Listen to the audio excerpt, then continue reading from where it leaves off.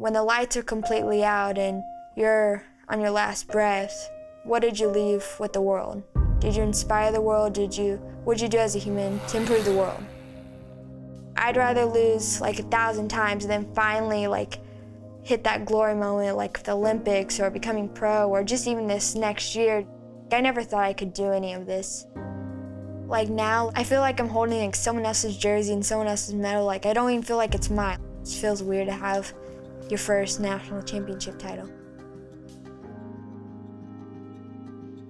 My first race was when I was 13 and a half. It was 2 months after I learned how to ride a bike, and I did 63 miles a day before that. 2 months after that, I did my first criterium and I took second. Last year I did 58 races in 7 different states.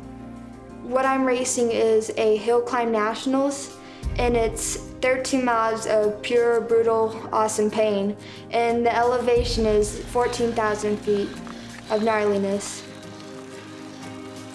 I think it'll be cool because it speaks to more of my style of riding, because it's general for tiny people, because tiny people get up hills faster, so I get to fly past them all the way up the hill. All right, ladies, have the ride that you came here for.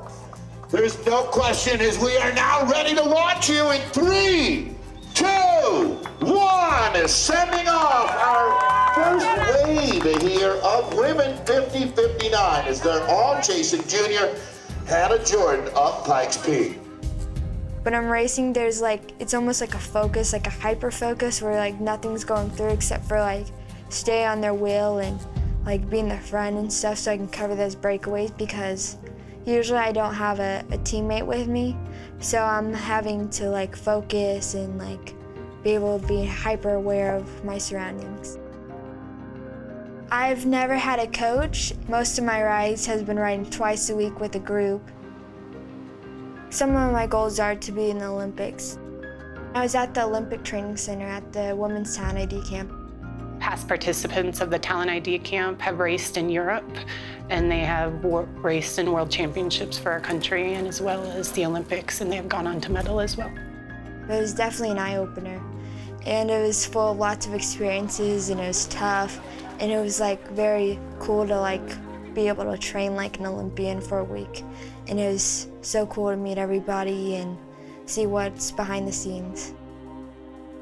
A lot of our athletes are junior athletes, meaning they're under 18, and they have participated in national championships or some bigger national events, and they look at those results to see potential athletes that might continue with the sport and want to grow with cycling. So Hannah was the list from that. They looked strictly at race results, and the cool thing was that they had no clue about my story. When I was little, like no one ever picked me to do anything. It's like I had that fire and drive, but no one ever like touched it because she's the kid with the feeding tube. She's little, she's new at this, she'll never do this, she'll never do that. And it's like, if you just give me a shot, I can show you what I can do.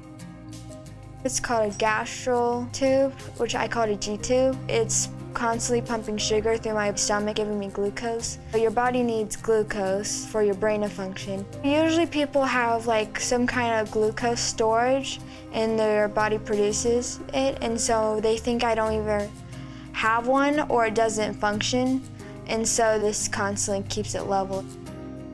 I was really sick, like I knew that I was sick. I almost, I guess you could say I tuned it out. Like I was sleeping 20 hours a day, but it was like, for me, that was my normal. I want to make my country proud, show off what I can do, and look back in like 100 years. Well, this was the girl that did cycling, and she had a G-tube, and she never gave up no matter how hard the road was. She kept trying. We drove her all over the country trying to keep her alive. You know, we drove her to New York and literally from one coast to the next. After you've been through something like that, I went through all this energy we did to try and keep her as healthy as we could, and like, why wouldn't we go through that much more energy to let her live her life? It is kind of mind-blowing. I still can't believe she's going up that mountain. I mean, look at it. It's like, oh my gosh, it's so huge. I think it's made me a better cyclist. If you look at the fact that I can't do this and I can't do that, and it's a mountain, and even though it's a mountain, I sort of look my problems face on and look almost past through them. So the hill climb, they lied. It was a mountain, and it was a big mountain. And if you think about it, so it was Pikes Peak, and you had to climb all the way top to the summit. It's 14,115 feet. This year, I was the youngest person to ever do it, and last year there was no juniors, girls or guys. I was the youngest cyclist to actually even do it, male or female. A problem is only temporary, and as long as you have the mindset and drive to do it, it'll carry you nearly anywhere you want to go. I wouldn't change anything about my life. The journey was hard, but this is just the beginning. I'm not really sure what the journey might head. It's sort of like a toss-up in the air, but I'm gonna train my brains out and see what else comes up along. It's sort of every day's an adventure.